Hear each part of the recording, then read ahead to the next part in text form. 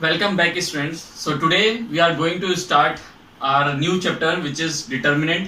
ठीक है, अभी तक इससे पहले जो हमने चैप्टर पढ़ा था वो था मैट्रिक्स. जो हमारा चैप्टर मैट्रिक्स है और जो डिटर्मिनेंट है ये दोनों में आपस में बहुत ज़्यादा लिंक्ड हैं.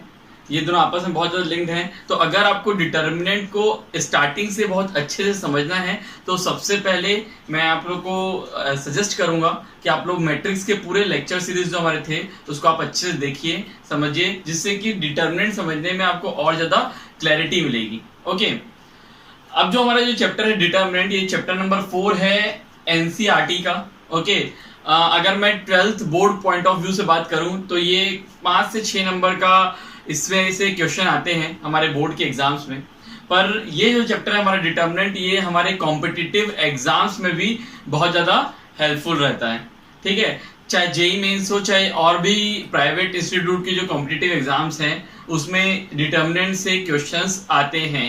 ठीक है, तो इसको हमको न सिर्फ 12th के लिए बल्कि कॉम्पिटिटिव के लिए भी अच्छे से पढ़ना है. ओके, तो जो 12th के क्वेश्चन है, 12th बोर्ड के क्वेश्चन रहेंगे वो भी मैं आपको बताते चलूंगा. साथ में हम इसके लिए कॉम्पिटिटिव लेवल के क्वेश्चंस भी, उस लेवल के क्वेश्चंस तक भी पहुंचने की कोशिश करेंगे. Okay, so now we shall start this chapter determinant. तो सबसे पहले जब हम डिटर्मिनेंट चालू करेंगे, सबसे पहले तो हमें ये समझना पड़ेगा कि आखिरकार ये डिटर्मिनेंट्स है क्या. ओके, तो एक्चुअल में होता क्या है, जो हमने मैट्रिक्स में पढ़ा था स्क्वायर मैट्रिक्स, स्क्वायर मैट्रिक्स के बारे में हमने पढ़ा था. इस स्क्वायर मैट्रिक्स में एक नंबर को एसोसिएट किया जाता है.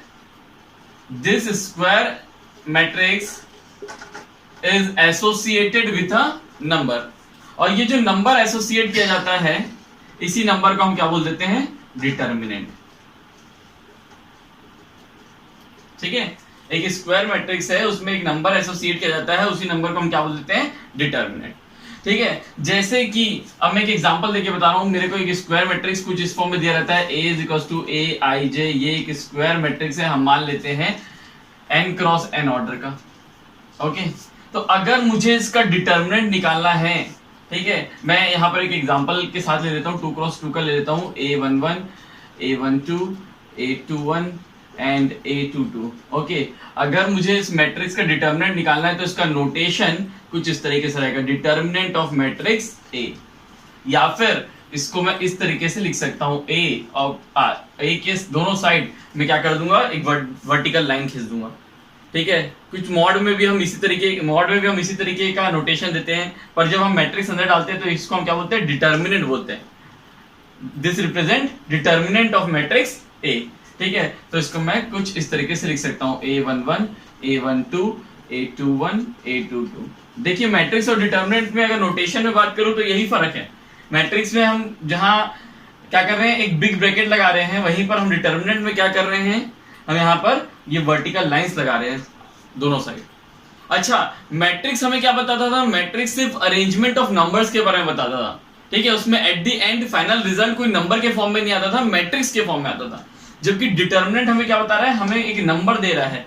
ठीक है, एट द एंड जो फाइनल रिजल्ट आएगा वो क्या आएगा, एक नंबर आएगा. ठीक है, तो matrix is an arrangement but determinants give us the numerical value. Okay, यहां तक आपको चीजें समझ आ गई होंगी, डिटर्मिनेंट है क्या, उसके नोटेशन कैसे है. अब आगे बात करेंगे कि डिटर्मिनेंट कैसे हम निकाल सकते हैं. ठीक है,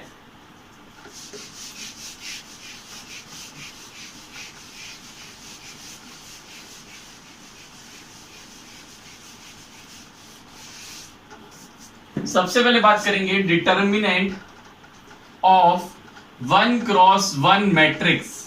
डिटर्मिनेंट ऑफ 1 क्रॉस 1 मैट्रिक्स. ठीक है, तो हम यहां पर इसको क्या लिख सकते हैं, let suppose a matrix A of order 1 cross 1, यानी a11 ले लिया मैंने, ये 1 cross 1. Then the determinant of this matrix, इस मैट्रिक्स A का जो डिटर्मिनेंट है will be the number itself. Okay, जब भी हम 1 क्रॉस 1 मैट्रिक्स की बात करेंगे ये, तो the determinant of 1 cross 1 matrix will be the number itself. तो इसका डिटर्मिनेंट क्या आ जाएगा, या फिर इसको मैं इस तरीके से लिख सकता था, determinant of A is equals to a11. The determinant of 1 cross 1 matrix will be the number itself. Okay, जैसे कि अगर मैं एग्जांपल लूं, A एक मैट्रिक्स है 1 क्रॉस 1 जिसका एलिमेंट है 5, then the determinant of A will be equals to 5. ठीक है, नाउ ये डिटर्मिनेंट ऑफ 1 क्रॉस 1 मैट्रिक्स निकल गया, इसको आप नोट कर लीजिए। अब हम पढ़ेंगे determinant of 2 cross 2 matrix. Okay, determinant of 2 cross 2 matrix.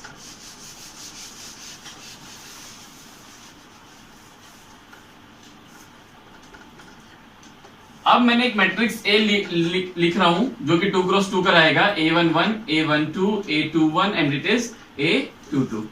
Okay, ये एक मैट्रिक्स है जिसकी ऑर्डर है 2 क्रॉस 2 की। Now I have to find out the determinant A. सबसे पहले मैं इसको इस डिटर्मिनेंट वाले फॉर्म में लिख लेता हूं, A11, A12, A21, A22। अब कैसे मैं वैल्यू निकालूंगा, ठीक है। तो हमेशा याद रखना, सबसे पहला काम हम यहां पर इसको प्लस साइन देंगे, इसको माइनस साइन देंगे, ठीक है। ये चीज, ये एक्चुअल में अभी मैं लिख रहा हूं, आपको करते समय लिखना नहीं है, धीरे धीरे ये आदत पड़ जाएगी तो आपको समझ आ जाएगा कि पहला प्लस देन माइनस, फिर अगर 3 क्रॉस 3 रहता तो प्लस माइनस प्लस, ठीक है। अगर ये प्लस है, ठीक है, तो ये होगा माइनस, और अगर ये माइनस साइन ले रहा हूं तो ये प्लस साइन है। ये साइन ऐसा मैं क्यों लिख रहा हूं, ये बाद में मैं आपको जब आगे कोफैक्टर्स वगैरह बताऊंगा तब ये चीज समझाऊंगा। अभी जो मेन है कि आप समझ जाइए, यहाँ पर हमें प्लस लिखना है, यहाँ माइनस लिखना है, सोचना है कि यहाँ प्लस है, ये माइनस है, और अगर ये प्लस है तो ये माइनस है तो ये प्लस। अब डिटर्मिनेंट को निकालने के लिए अगर मेरे पास मैं 2 क्रॉस 2 का मैट्रिक्स ले रहा हूं तो मैं डिटर्मिनेंट निकालने के लिए या तो मैं रो 1 के अलोंग भी एक्सपेंड कर सकता हूं, या रो 2 के अलोंग एक्सपेंड कर सकता हूं, या कॉलम 1 के अलोंग, या कॉलम 2 के अलोंग। किसी के भी अलोंग में एक्सपांड करूं इस डिटर्मिनेंट को, हमारा आंसर क्या आएगा, सेम आएगा। मुझे या तो रो 1, या तो रो 2, या तो कॉलम 1, या तो कॉलम 2 के अलोंग एक्सपांड करना है, किसी भी एक रो या किसी भी एक कॉलम को लेके, ठीक है। अगर मैं रो 1 ले रहा हूं, ठीक है, रो 1 ले रहा हूं तो पहला एलिमेंट A11, साइन क्या दिया हूं, पॉजिटिव, तो A11। अब मैं क्या करूंगा, इस A1 के करस्पॉन्डिंग जो कॉलम है और जो रो है, मैं मान लूंगा कि मैंने उसे डिलीट कर दिया। डिलीट कर दिया मतलब ऐसे छुपा लेंगे, उसको डिलीट नहीं करना एक्चुअली में, ठीक है। हमें मान लेना है कि हमने उसे डिलीट कर दिया, ये इस तरीके से ये छुपा लिया। अब हमारे पास बचा A22, A11 into determinant of this A22। अब रो 1 में अभी मैं एक्सपांड कर रहा हूं अलोंग रो 1 ना, एक्सपांडिंग अलोंग रो 1, ठीक। अब मैं क्या करूंगा, A12 नेक्स्ट एलिमेंट, इसके आगे साइन माइनस, तो माइनस ऑफ A12, ठीक है। अब इसके करस्पॉन्डिंग जो कॉलम है और जो रो है उसको मैंने मान लिया डिलीट, उसको मैं छुपा लेता हूं इस तरीके से। तो मेरे पास क्या बचेगा, मेरे पास बचेगा A21, ये देखो, इसको छुपाया, इसको छुपाया, तो बचा A21। तो इंटू A21 का डिटर्मिनेंट। जब भी डिटर्मिनेंट का ऑर्डर 1 क्रॉस 1 रहेगा तो उसका आंसर क्या आएगा, द नंबर इटसेल्फ। तो आंसर क्या हो जाएगा इसका, A11 into A22 minus A12 into A21, ये इसका आंसर आ गया। ये मैंने रो 1 के अलोंग आपको एक्सपेंड करके दिखाया है। इसी को किसी कॉलम के अलोंग एक्सपांड करके दिखाता हूं। मैं इसको एक्सपांड करता हूं along column 2, expanding along column 2, ठीक है। तो अब क्या होगा, मैं कॉलम 2 को देखूंगा। सबसे पहला एलिमेंट A12, साइन के लिए वो नेगेटिव, माइनस ऑफ A12। इसको अगर मैंने अब इसके करस्पॉन्डिंग रो को और कॉलम को, रो को और कॉलम को छुपा लिया, तो जो बचेगा A21, उसका डिटर्मिनेंट इसके साथ क्या हो जाएगा, मल्टीप्लाई हो जाएगा। देन नेक्स्ट A22, साइन क्या है, पॉजिटिव, प्लस A22। अब इसके करस्पॉन्डिंग जो रो है और जो कॉलम है मैं उसको छुपा लेता हूं, तो मेरे पास क्या बचेगा, A11। तो A22 into determinant of A11। तो अगर मैं इसका आंसर निकालूं तो आ जाएगा minus of A12 A21 plus A22 A11। अगर इसको मैं थोड़ा सा मॉडिफाई करके लिखूं तो हो जाएगा A11 A22 minus A12 A21। तो आप देख सकते हैं कि जो यहां से C2 के अलोंग एक्सपांड करके जो आंसर आया है, C2 के अलोंग जो एक्सपांड करके आंसर आया है, वही रो 1 के अलोंग भी एक्सपांड करके आंसर आया है। मैं आपको यही बताना चाह रहा हूं कि आप किसी भी चारों में से किसी भी रो या कॉलम के अलोंग एक्सपांड करें, आपका आंसर क्या आएगा, सेम ही आएगा डिटर्मिनेंट का। ओके, अब देखिए हम क्या करते हैं, 2 क्रॉस 2 में ना इतना सब मैं यहां इसको पहले वापस से लिखता हूं आपको अच्छे से समझाने के लिए। ये हो जाएगा A12, ये हो जाएगा A11 एंड देन A12। हम इतना सब चीजें ना सोच के डायरेक्टली मैं अगर मैं बोलूं कि left to right A11 into A22 A11 into A22 minus minus sign लगा देते हैं, then right to left, A12 into A21, ठीक है, A11 into A22, A11 into A22 minus A12 into A21, left to right then right to left, ठीक है। तो इसको हमको डायरेक्टली याद रखना है, ठीक है, इसको हमको डायरेक्टली याद रखना है 2 क्रॉस 2 के लिए, left to right then right to left, okay. तो यहां से हम डायरेक्टली क्या कर सकते हैं, 2 क्रॉस 2 का डिटरमिनेंट निकाल सकते हैं। यहां तक चीजें समझ आई, अब इसको आप नोट कर लीजिए। इसके आगे हम एक आध एग्जांपल लेंगे 2 क्रॉस 2 डिटरमिनेंट का, जिससे हमें और क्लैरिफिकेशन मिलेगा, ठीक। Pause the video to note it down. चलिए अब हम एग्जांपल लेते हैं 2 क्रॉस 2 जो मैट्रिक्स है उसका हमें डिटरमिनेंट निकालना है। हमें क्वेश्चन कुछ ऐसा दिया है, एग्जांपल नंबर 1, इवैल्यूएट, हमें सीधा डिटरमिनेंट दे दिया है, इवैल्यूएट दिस। हमें डिटरमिनेंट के अंदर जो एलिमेंट्स दिए हैं वो है 5, 4, -2 एंड 3। नाउ हमें पता है 2 क्रॉस 2 निकालने के लिए left to right 5 into 3, then minus of 4 into right to left 4 into -2, तो हमारा आंसर कितना आ जाएगा 15 + 8 इज इक्वल टू 23। इसी तरीके से एग्जांपल नंबर 2 है, उसमें भी यही दिया गया है, इवैल्यूएट, और हमें जो एलिमेंट्स अंदर दिए गए हैं वो है sin theta, cos theta, minus cos theta and sin theta. तो अगेन मैं क्या करूंगा, फर्स्ट राइट टू लेफ्ट, तो sin theta into sin theta, sin theta into sin theta, then minus right to left cos theta into minus of cos theta, so it will be equals to sin square theta plus cos square theta which is equals to 1, ठीक है। तो यहां से 2 cross 2 की जो determinant हमने solve करना सीखा था, ठीक है, वो हम यहाँ पर देख भी सकते हैं, हमको और क्लैरिफिकेशन मिल गया होगा। इसको आप नोट कर लीजिए। इसके आगे हम पढ़ेंगे determinant of 3 cross 3 matrix, okay, कि 3 क्रॉस 3 का डिटरमिनेंट हम कैसे सॉल्व कर सकते हैं। चलिए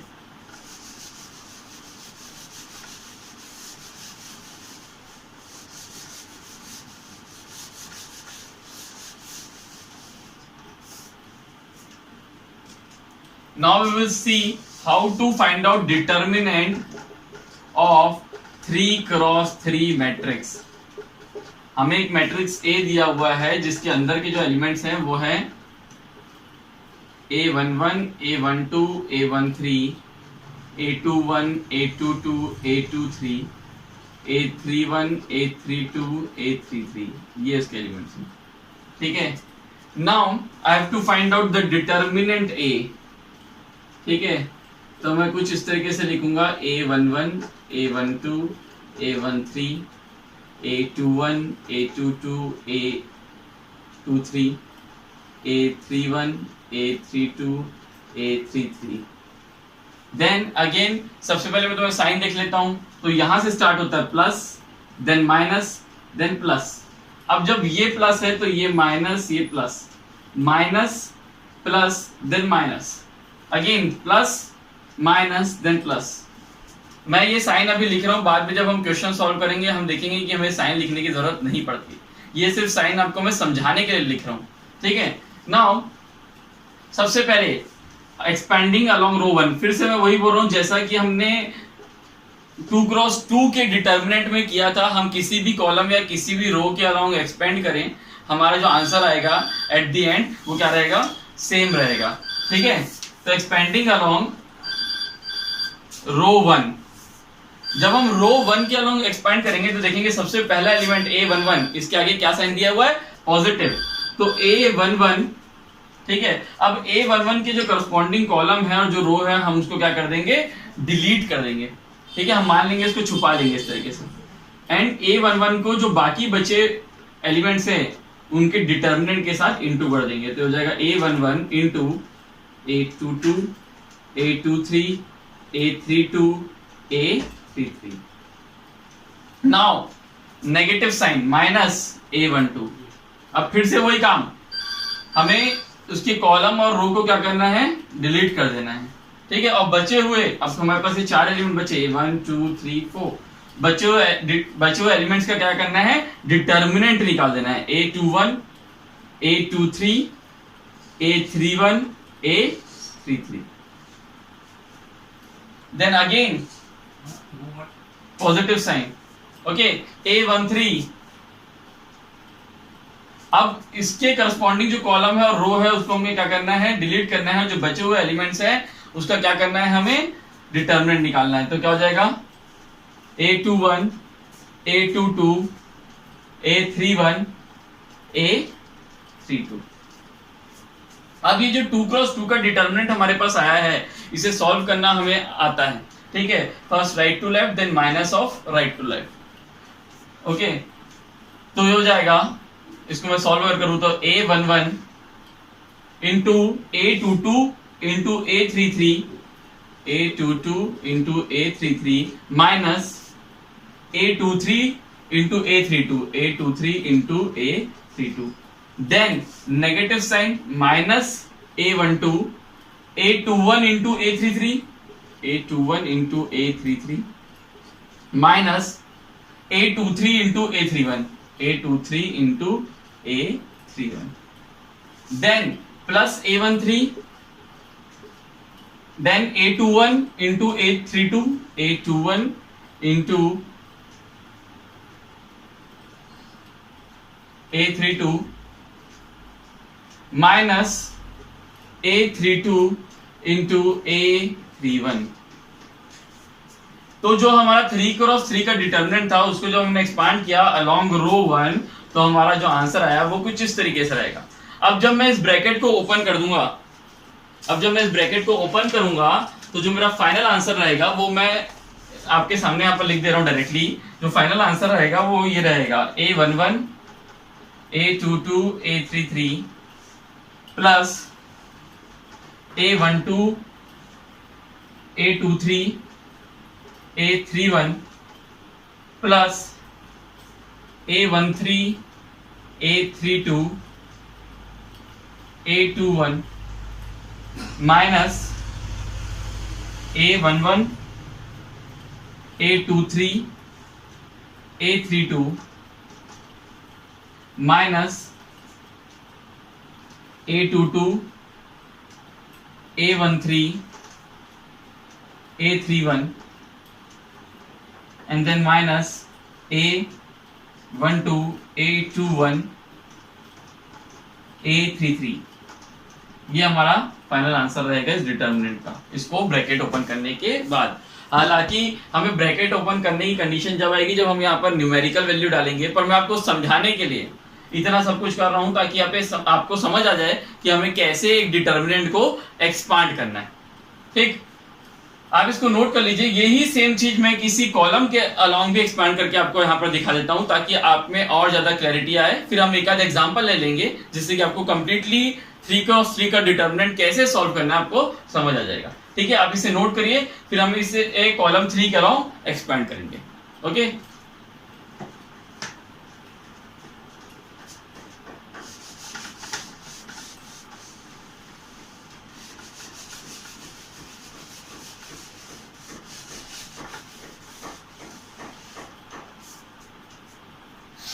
Now expanding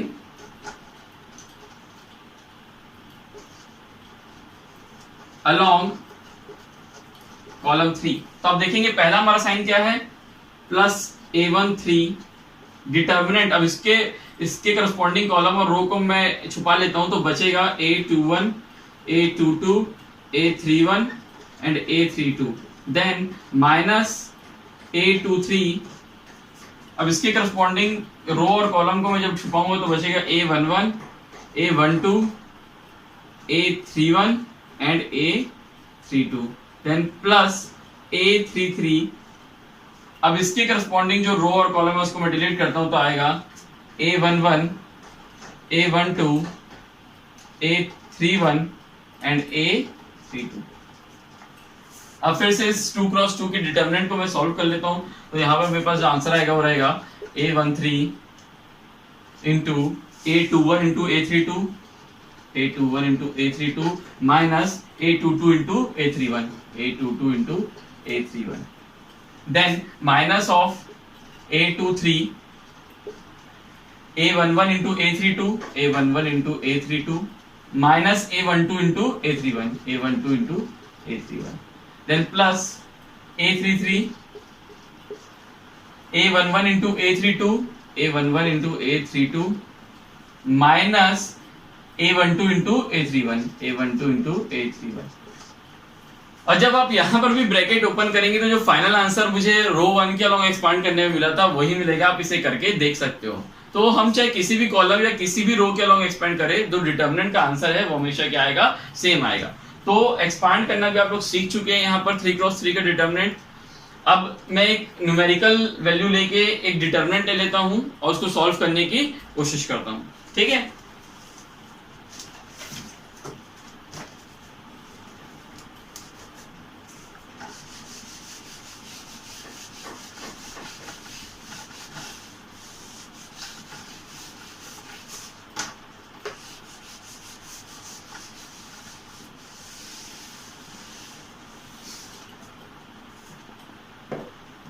चलिए अब हम एक डिटर्मिनेंट ले लेते हैं। एक मैट्रिक्स हमें दिया हुआ है कुछ इस तरीके का, A is equals to 1 2 3 0 4 2 0 5 6। Okay, अब मुझे क्या करना है, डिटर्मिनेंट A निकालना है, यानी हो गया 1 2 3 0 4 2 0 5 6। सबसे पहले मैं आपको एक्सपेंड करके दिखा रहा हूं अलोंग रो 1। सबसे पहले मैं आपको एक्सपांड करके दिखा रहा हूं अलोंग रो 1। ओके, तो जब मैं रो 1 के अलोंग एक्सपांड करूंगा तो सबसे पहला element plus minus then plus. Okay, so 1 determinant of 4 2 5 6, then minus 2 determinant of 0 2 0 6, then plus determinant of 0 4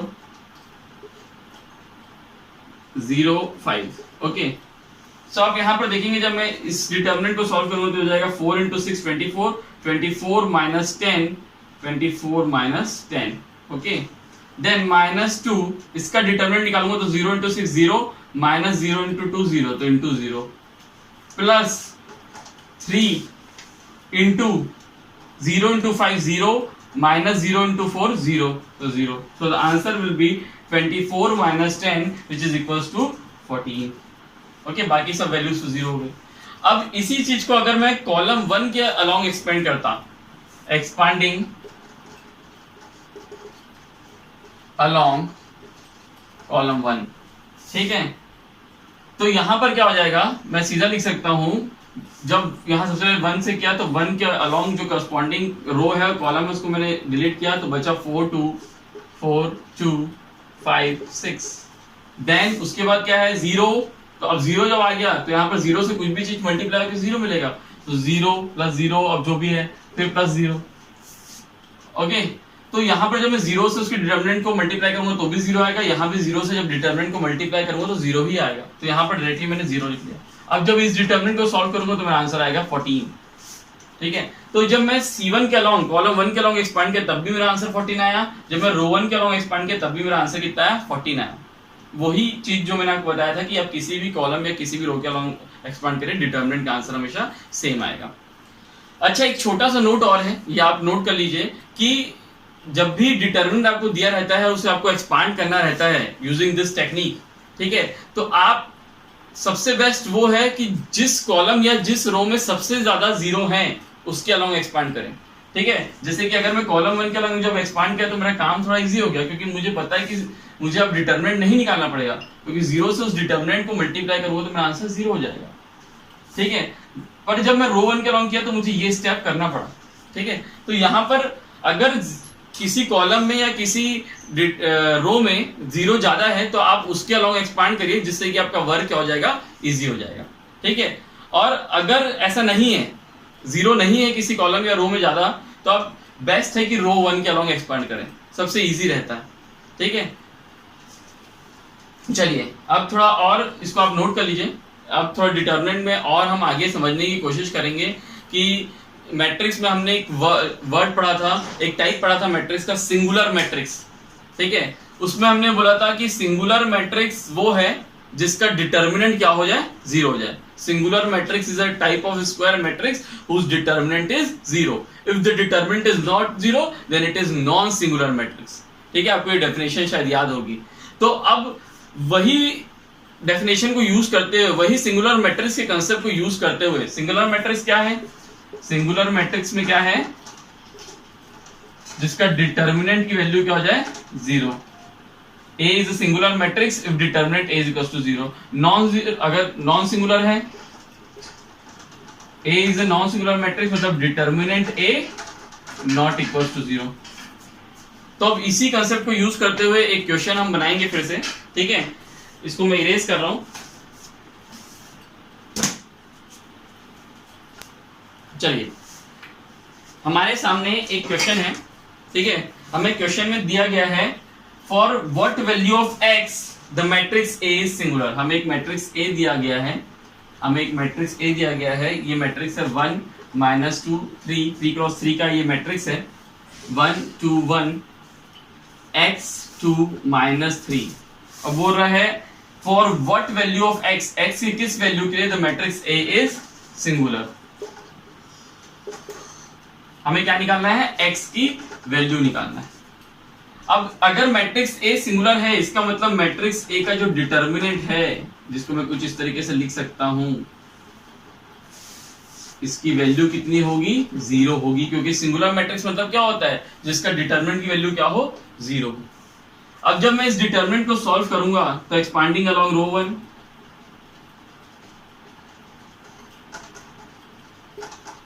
तो मेरे पास क्या आ जाएगा? 1 2 1 2 -3, देन माइनस साइन होता है plus minus plus minus of -2, then हमारे पास बचा क्या? 1 1 x -3, देन प्लस 3 बचा क्या? 1 2 x 2। ये जो डिटर्मिनेंट की वैल्यू है किससे इक्वेट करेंगे हम? 0 से, ठीक है? जब हम इसको ओपन करेंगे तो हमारे पास कुछ इस तरीके से आ जाएगा -6 -2 plus 2 times -3 -x plus 3 times 2 -2x equals to 0। और जब इसको हम ब्रैकेट को ओपन करेंगे और सॉल्व करेंगे तो हमारे पास आएगा -8x -8 equals to 0। It means x की वैल्यू क्या आ गई? -1 आ गई। तो ये जो सिंगुलर मैट्रिक्स है, मैंने उसमें बोला था आपको कि आपको डिटर्मिनेंट में और अच्छे समझाऊंगा। तो ये वही चीज है कि सिंगुलर मैट्रिक्स, यहाँ पर ये मैट्रिक्स है जो कि क्या है? जिसका डिटर्मिनेंट की वैल्यू 0 आ रही है, और हमें बोला गया था कि x की वैल्यू निकालिए। अगर ये सिंगुलर मैट्रिक्स है तो यहाँ पर x की वैल्यू कितनी आ गई? -1 आ गई, ठीक है? तो यहाँ तक हमने डिटर्मिनेंट ऑफ 1 क्रॉस 1 2 क्रॉस 2 और 3 क्रॉस 3 निकालना सीख लिया, जो कि इंपॉर्टेंट है, ठीक है? एक बहुत ही बेसिक स्टेप है डिटर्मिनेंट का। यहाँ से हमारे डिटर्मिनेंट की शुरुआत होती है, ठीक है? आप इसको नोट करिए। इसके आगे जो अब हम पढ़ेंगे, जो इसके आगे हमारा टॉपिक है, वो है माइनर्स एंड कोफैक्टर्स। सबसे पहले हम समझने की कोशिश करेंगे कि माइनर्स क्या होते हैं, कोफैक्टर्स क्या होते हैं, ठीक है? So pause the video to note it down. Okay, so now we will start minors and cofactors, ठीक है? सबसे पहले माइनर्स और कोफैक्टर्स होते क्या हैं? हर स्क्वायर मैट्रिक्स का, फॉर एवरी स्क्वायर मैट्रिक्स जो उनके एलिमेंट्स रहते हैं, जैसे कि अगर मैं एक स्क्वायर मैट्रिक्स ले रहा हूँ A 2 क्रॉस 2 ऑर्डर का, A11 A12 A21 and A22, तो every element of square matrix will have minor and cofactor, ठीक है? तो A11 के माइनर को हम डिनोट करेंगे कुछ ऐसे M11 से, A12 के M12 से, A21 के M21 से, एंड A22 के माइनर को हम रिप्रेजेंट करेंगे M22 से। ओके, अब ये माइनर को हम निकालेंगे कैसे? A11 का अगर मुझे माइनर निकालना है तो मैं क्या करूंगा? इसके जो करस्पॉन्डिंग कॉलम है और रो है उसको मैं छुपा लूंगा, और जो बचा हुआ एलिमेंट है उसका जो डिटर्मिनेंट है वही मेरा क्या है? माइनर ऑफ A11 है, ठीक है? तो माइनर ऑफ A11 निकालने के लिए मैं क्या किया? मैंने यहाँ पर leaving this row and column, जो बचा हुआ मेरा वैल्यू है, एलिमेंट है, उसका मैंने डिटर्मिनेंट निकाला, वही मेरा क्या है? माइनर, ठीक है? ये माइनर की बात कर रहा हूँ मैं। नाउ M12 क्या हो जाएगा, अब M12 निकालना है तो इसके करस्पॉन्डिंग जो कॉलम और जो रो है उसको डिलीट करिए तो बचा A21, तो determinant of A21, M21 will be equals to determinant of A12 and M22 will be equals to, इसको छुपा के जो बचा हुआ है A11 इसका डिटर्मिनेंट। ठीक है, तो ये आ गया मेरा माइनर। ठीक है, वैसे ही अगर मुझे कोफैक्टर निकालना है, ठीक है, तो कोफैक्टर में क्या होता है, साइन इंक्लूड हो जाती है। What is the difference between minor and cofactor? Minor and cofactor में सिर्फ साइन का फर्क है कि कोफैक्टर में क्या होता है, हम साइन को इंक्लूड कर लेते हैं। इसको मैं इस तरीके से लिख सकता हूं, कोफैक्टर्स निकालने के लिए हम क्या करेंगे, C I J is equals to -1 to the power i plus J M I J. ठीक है, तो यहां पर मैंने क्या किया, साइन इंक्लूड कर लिया। तो अगर मुझे C11 निकालना है, कोफैक्टर ऑफ A11, इसको हम C11 से रिप्रेजेंट करते हैं, कोफैक्टर ऑफ A11, तो मैं क्या लिखूंगा, -1 to the power 1 plus 1 M11। तो 1 प्लस 1 2, -1 का स्क्वायर कितना होगा, 1 हो जाएगा। तो C11 is equals to M11 which is equals to A22।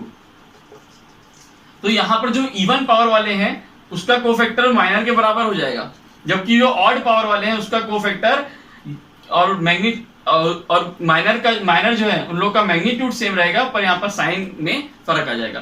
Cofactor will be equals to negative of minor for odd power. अब जैसे कि मैं देखूं C12, तो C12 के लिए हो जाएगा -1 to the power 1 plus 2 M12 which is equals to minus of M12, यानी क्या हो गया ये, माइनस ऑफ A21। C22 निकालूंगा, C21 निकाल लेता हूं पहले, C21 निकालूंगा तो फिर -1 टू द पावर 2 प्लस 1 आएगा। तो अब जो मेरे पास बचेगा वो क्या जाएगा, minus of A12। Then C22 निकाला, फिर इवन पावर आ गया, तो इवन पावर आया तो it will be equals to M22, यानी M22 आ गया, इसका मतलब A11 के बराबर। तो यहां से आपको ये माइनर और कोफैक्टर क्लियर हो गया होगा। अब हम क्या करेंगे, एक एग्जांपल ले लेंगे।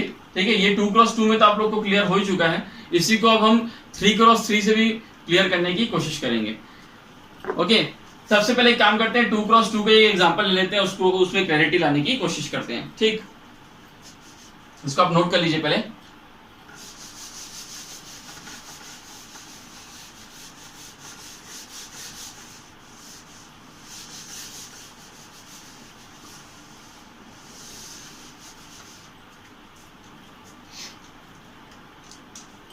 हमारे पास एक क्वेश्चन दिया हुआ है, एक मैट्रिक्स दिया हुआ है A which is of 2x2 order. हमें जो मैट्रिक्स दिया उसके एलिमेंट्स है 4, -7, -3 एंड 2। तो अगर मैं इसका माइनस निकालूं तो M11 क्या हो जाएगा, यानी यहां पर A11 का मैं निकाल रहा हूं माइनर ऑफ दिस 4, तो minor of this 4 will be equals to 2 का determinant which is equals to 2। Then M12 निकालना है, तो मैं यहाँ पर 12 वाले ये इस करस्पॉन्डिंग कॉलम और इस करस्पॉन्डिंग रो को डिलीट करूंगा तो बचेगा क्या, -3 का determinant which is equals to -3। Then M21, तो जो 21 वाला एलिमेंट है ये, इसको मैं क्या करूंगा, इसके करस्पॉन्डिंग कॉलम को और करस्पॉन्डिंग रो को डिलीट करूंगा तो बचेगा -7 का determinant which is equals to -7। Then M22 equals to 4। ठीक, इसी तरीके से जब मुझे कोफैक्टर निकालना होगा तो C11 will be equals to M11 क्योंकि इवन पावर है। ठीक है, तो इसका मतलब it will be equals to 2। Then C12 will be equals to minus of M12 odd power, so it will be equals to minus of -3। C21 again odd power, तो minus of M21 which is equals to 7। Okay, then C22 की अगर मैं बात करूं तो फिर से even power, तो C22 is equals to M22 is equals to 4। तो यहां से आपको ये माइनस और कोफैक्टर्स 2x2 का क्लियर हो चुका होगा। अब इसी को हम एक क्वेश्चन लेंगे 3x3 का और उसका भी माइनर और कोफैक्टर निकालेंगे। ठीक है, जिससे कि माइनर और कोफैक्टर में क्लैरिटी मिल सके, क्योंकि आगे जाके कोफैक्टर्स का बहुत इंपॉर्टेंट रोल है। ठीक है, चाहे वो एडजॉइंट निकालने में हो, चाहे इनवर्स निकालने में हो। ठीक है, और कोफैक्टर्स से कई बार डायरेक्टली कॉम्पिटिटिव एग्जाम्स में भी क्वेश्चन आते हैं। तो ये माइनस और कोफैक्टर हालांकि बहुत छोटी सी चीज है पर फिर भी पता रहना चाहिए। ठीक,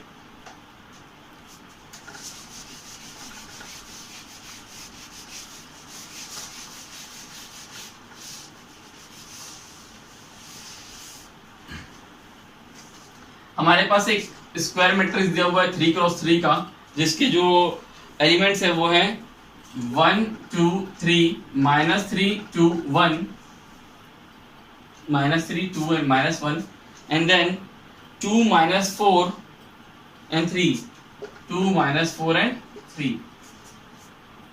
ओके, सो अब अगर मैं इसका माइनर निकालूं, कुछ एलिमेंट्स का आपको माइनर निकाल के दिखाता हूं, जैसे कि minor of A11 which will be equals to M11, तो ये क्या हो जाएगा। अब मैं क्या करूंगा, इसके करस्पॉन्डिंग जो कॉलम है और जो रो है उसको छुपा लूंगा और बचा हुआ का डिटर्मिनेंट, यानी 2 -1 -4 3 का डिटर्मिनेंट, तो ये कितना आ जाएगा 2 × 3 6 माइनस ऑफ -4 × -1 यानी 4, it is equals to 2। Then अब मैं निकाल लेता हूं M13 का, निकाल लेता हूं M13 का, तो इसके करस्पॉन्डिंग जो कॉलम है और रो इसको डिलीट करते हैं तो बचेगा -3 2 2 -4। तो यहां पर जो मेरे पास आंसर है 3 -3 × -4 12 12 -4 8। देन M23 निकाल लेता हूं, M23 second row third column, ये -1, तो इसके जो करस्पॉन्डिंग कॉलम है और जो रो है इसको डिलीट कर लो, ये कॉलम को डिलीट ये रो को डिलीट, तो बचा क्या 1 2 2 -4, तो आंसर कितना हो जाएगा -4 -4 -8। देन M32 निकाल लेता हूं, M32 जब निकालूंगा तो ये है M32 third row second column M32, तो इसके करस्पॉन्डिंग जो कॉलम है और जो रो है उसको छुपाते हैं तो बचेगा 1 3 2 3 सॉरी 1 3 एंड देन -3 -1, तो हमारा जो आंसर आएगा वो रहेगा -1 and +6 -1 +9 which is equal to 8। ठीक है, M13 आ गया 8, M23 आ गया -8 एंड M32 भी आ गया 8 -1 and +9 which is equal to 8। Okay, अब इसी का मैं कोफैक्टर भी निकाल लेता हूं, तो जब मैं C11 निकालूंगा तो फिर से वही हो जाएगा, it will be equal to M11, so 2 even power. Then C13 अगर मुझे निकालना है तो it will be equals to minus of M13 sorry plus of M13 यानी ये, तो यहां पर आ जाएगा 8। देन C23 की बात करूं तो minus of M23 which is equals to 1 2 2 -4 minus of this, so it is equals to 8। then C32 की बात करूं, C32 की अगर बात करूं तो minus of M32 it will be equals to -8। तो इस तरीके से कोफैक्टर्स और माइनस को मैं निकाल सकता हूं। कोफैक्टर्स में जब भी मैं लूंगा तो मैं साइन इंक्लूड करूंगा, जैसे कि अगर मान के चलो मुझे C31 का निकालना रहता तो मैं क्या लिखता -1 टू द पावर 3 + 1 यानी 4 इंटू, अब 3 का element third row first column, तो इसके करस्पॉन्डिंग रो और कॉलम को डिलीट करिए तो बचा 2 3 2 -1 2 3 2 -1, तो हो जाएगा -1 to the power 4 is equals to 1 and 2 × -1 -2 -6 it is equals to -8, तो C31 का आंसर आ गया -8। इस तरीके से हम माइनर्स एंड कोफैक्टर्स को निकाल सकते हैं। ठीक, आप इसको नोट करिए। इसके आगे अब ये जो कोफैक्टर्स और माइनर्स हमने निकाला है, इससे पहले जो हमने डिटर्मिनेंट निकालना सीखा था और डिटर्मिनेंट में जो हमने प्लस माइनस प्लस जो मैं आपको लगाना सिखाया था डायरेक्टली, अब उसको हम देखेंगे कि हम कोफैक्टर्स के टर्म में उसी डिटर्मिनेंट की एक और डेफिनेशन दे सकते हैं, और वो प्लस माइनस प्लस हम वहां क्यों लगाते थे वो आपको पता चल जाएगा।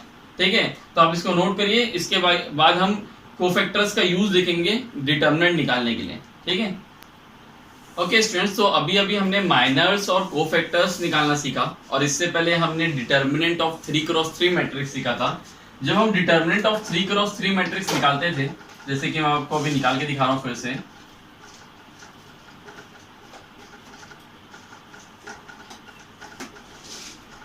ये 3x3 का हमको इसका डिटर्मिनेंट निकालना है इस मैट्रिक्स का, ठीक है। या इसको डायरेक्टली डिटर्मिनेंट के फॉर्म में लिख लेता हूँ, ठीक है। अब मैं अगर इसको एक्सपांड करता हूँ अलोंग रो 1, ठीक है, मैंने आपको बताया था यहाँ पॉजिटिव साइन, यहाँ नेगेटिव देन पॉजिटिव। ओके, सो हो जाएगा A11, इसके कॉलम और रो को डिलीट करिए और बचा का डिटर्मिनेंट निकाल दीजिए।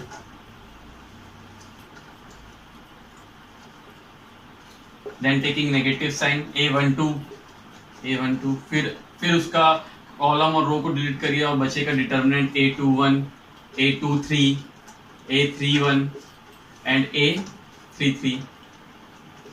Then taking positive sign A13, उसके करस्पॉन्डिंग कॉलम और रो को आप छुपा लीजिए और बचेगा डिटर्मिनेंट हो जाएगा A21, A22, A31 and A32।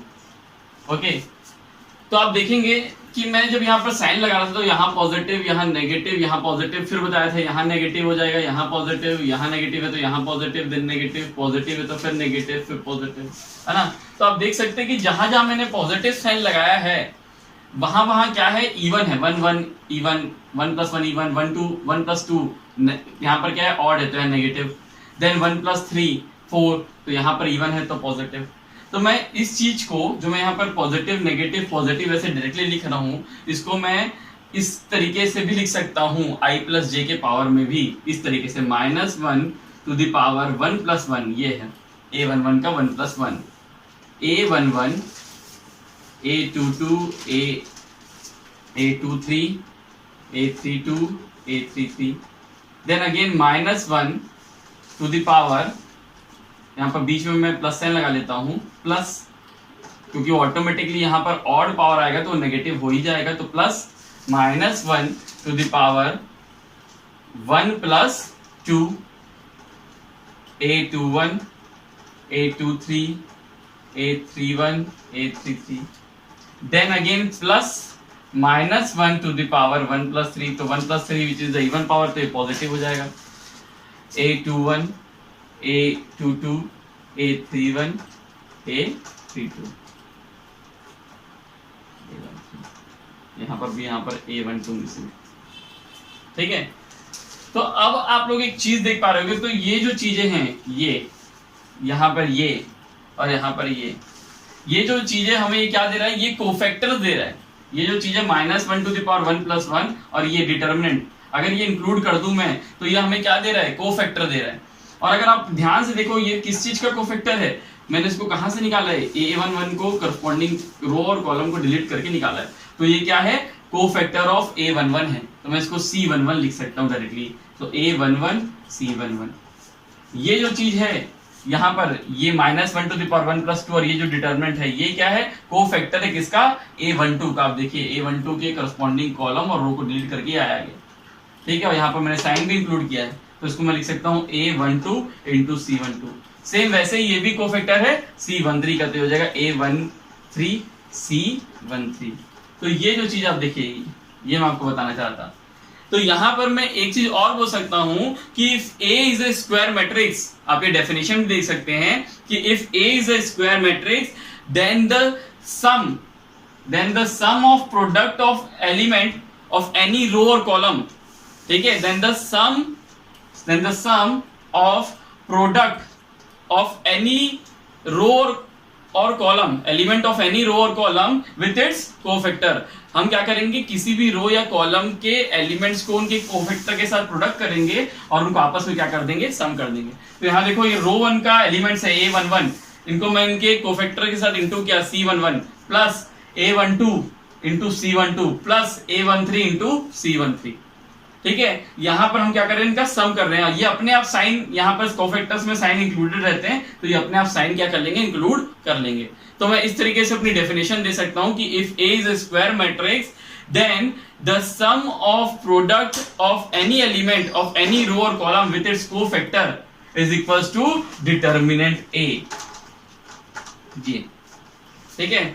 मैं वैसे ही कॉलम, अभी मैं रो 1 के अलॉन्ग किया हूं, मैं चाहूं तो यहाँ पर एक्सपेंड कर सकता हूँ इसको किसी और कॉलम या किसी और रो के अलाउंग, तो मैं एक्सपेंड कर देता हूँ रो 2 के अलाउंग। तो मैं यहाँ लिख सकता हूँ A21 into C21 plus A22 into C22 plus A23 into C23। ठीक है, वैसे ही मैं इसको एक्सपांड कर सकता हूं अलोंग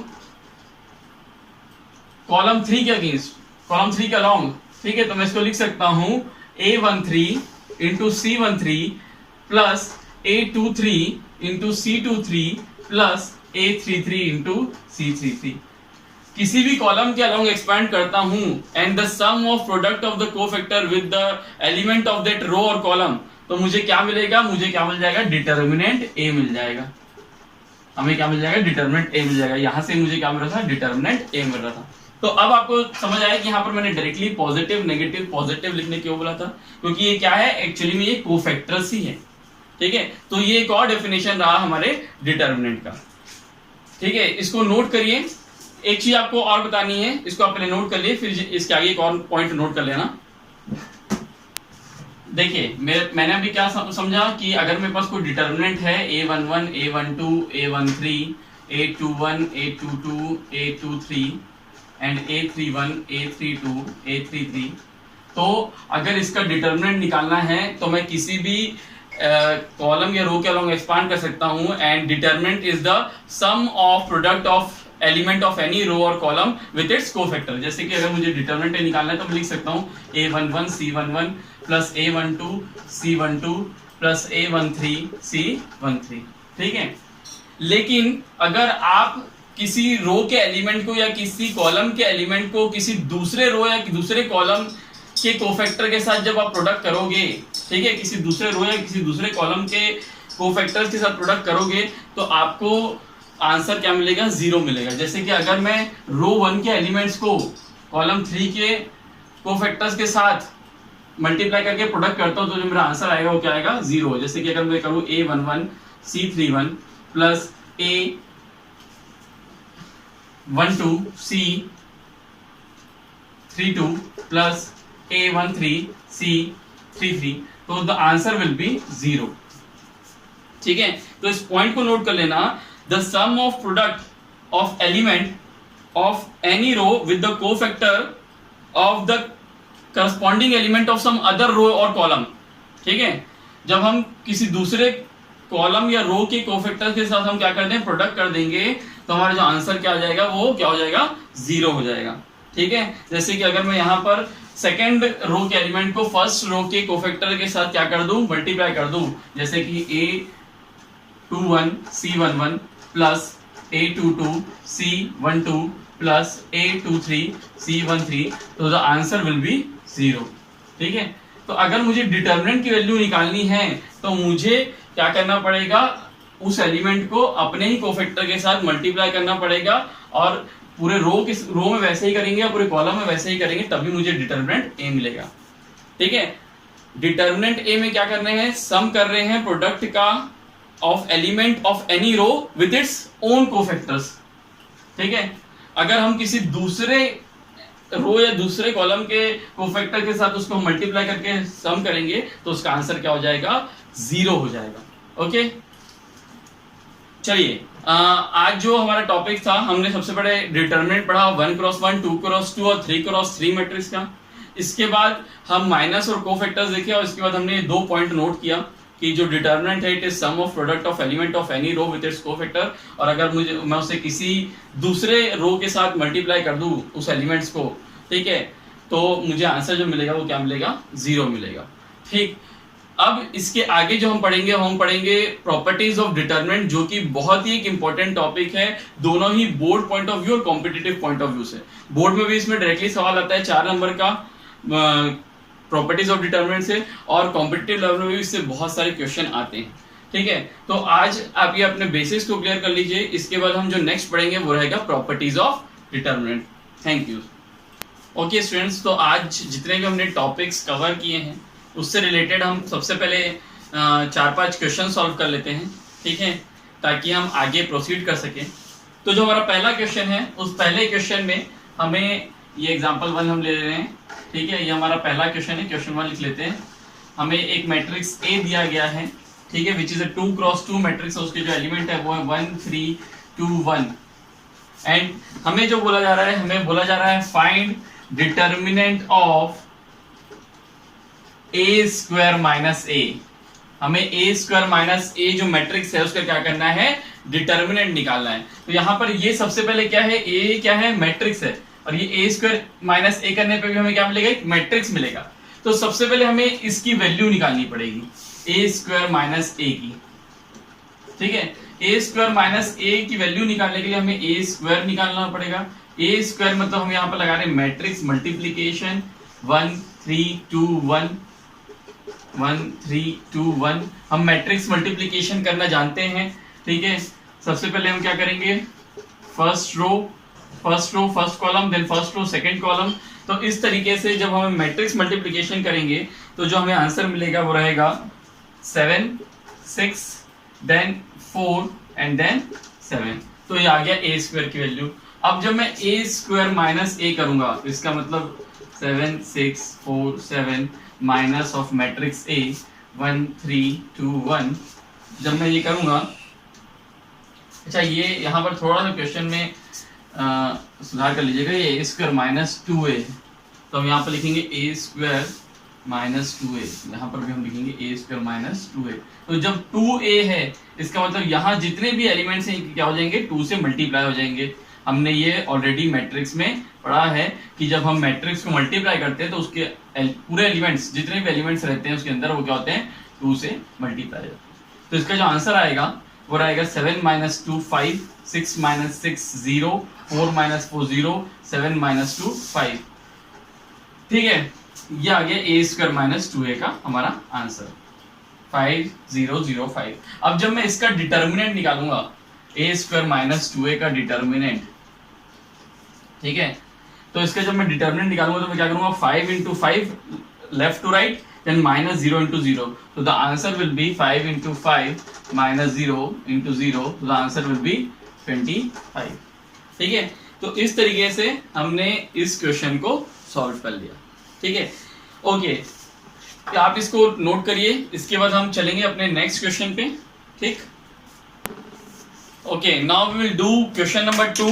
ओके, हमारा जो क्वेश्चन नंबर 2 है, ठीक है, उसमें दिया गया है, हमें एक डिटर्मिनेंट दिया गया है जिसका ऑर्डर 2 × 2 है और उसे इक्वेट किया गया है 3 से।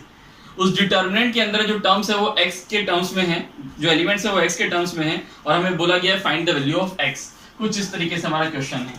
एलिमेंट्स जो हैं वो है x - 2 -3 3x 2x and this determinant is equals to 3।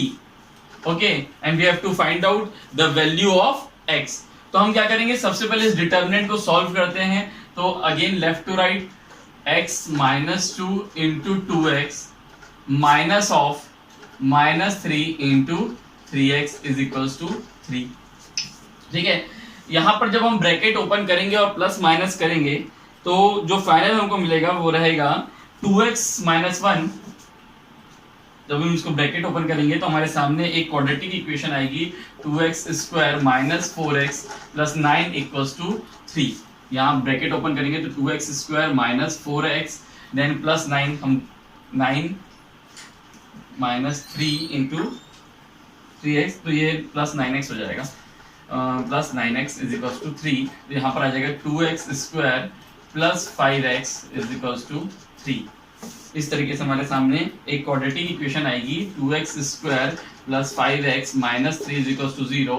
और इसको अब जब हम सॉल्व करेंगे, यहाँ पर मिडिल टर्म स्प्लिट लगाएंगे, तो मिडिल टर्म स्प्लिट करने पे हो जाएगा 2x - 1 x + 3 = 0। तो आंसर x की वैल्यू क्या आ जाएगी, 1/2 एंड -3। तो यहां से अगर इस डिटर्मिनेंट की वैल्यू 3 रहती है, देन x could be 1/2 और x could be -3, any of the number. तो यहां से हमारा सेकेंड क्वेश्चन भी सॉल्व हो गया। Okay, now we will move to the third question. ठीक है, जो अभी तक हमने टॉपिक किए हैं उस पर बेस्ड ये सब क्वेश्चंस हैं और आप इसको आराम से सॉल्व कर सकते हैं। अब